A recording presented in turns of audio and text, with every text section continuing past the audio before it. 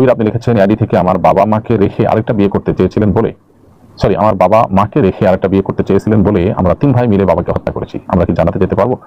এখন আমি তাবলীগ করি। ইন্না লিল্লাহি ওয়া ইন্না ইলাইহি রাজিউন। খুবই জঘন্যতম একটি বিষয়।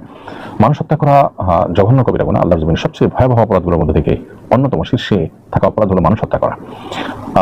এর মধ্যে আবার নিজের বাবা, জন্মদাতা পিতা, তার সাথে আচরণ, এটা তো কত বড় ভয়াবহ বিষয় সেটা বলার কোনো অপেক্ষা রাখে না।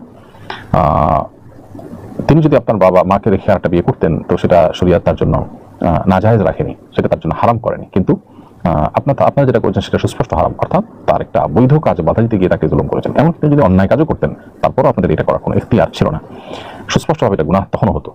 তো এই ভয়াবহ এবং এই জঘন্য অপরাধ থেকে আল্লাহর কাছে মৃত্যু অবধিকে ডেকে ডেকে ডেকে তওবা করতে হবে, মাফ চাইতে হবে এবং বাবার জন্য আল্লাহর কাছে ইস্তিগফার করতে হবে, তার জন্য সাদাকা করতে হবে এবং কিয়ামতের ময়দানে তার কাছ থেকে ক্ষমা পাওয়াটা এটা আপনাদের জন্য চ্যালেঞ্জিং ব্যাপার। সেজন্য তওবা হতে হবে, খুব খাঁটি অন্তরের তওবা।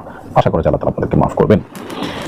বাবা মারা যাওয়ার পর আমাদের 3 বোন তাদের প্রাপ্য সম্পত্তি দাবি করলে বাবাই বলেছিল তোদের বিয়েতে অনেক টাকা খরচ হয়েছে, তাই এখন আর তোদের কোনো অংশ নেই। পরবর্তী দিতে চাইলে তারা আর নেয়নি। এখন আমাদের কি করণীয়? আমি বোনদের পক্ষে ছিলাম, আমিও কি গুনাহগার হব?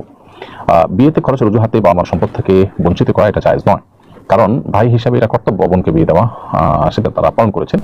অতএব সেটার অজুহাত দিয়ে তাদের সম্পদ থেকে বঞ্চিত করার সুযোগ নেই। বোনদের স্বেচ্ছায় হক ছেড়ে দেন, সন্তুষ্ট চিত্তে। তারা যদি কোনো মনে কষ্ট ছাড়া তাদের আল্লাহ দিয়েছেন সেই জায়গা থেকে বা নানা কারণে তারা যদি ছেড়ে দেন সন্তুষ্ট হয়ে, তাহলে সেটা জায়েজ রয়েছে। কিন্তু লজ্জা বা সামাজিক চাপের কারণে যদি ছেড়ে দেয়, ভাইরা যদি সিনক্রিয়েট করে তাদের থেকে ছাড় নিয়ে নেন, তাহলে সেটা কিন্তু না জায়েজ হবে। আর আপনি যদি বোনদের হকের পক্ষে কথা বলে থাকেন তাহলে সেক্ষেত্রে আপনার গুনাহ হবে না, কিন্তু সেক্ষেত্রে আপনার অংশের মধ্যে যেটুকু আছে,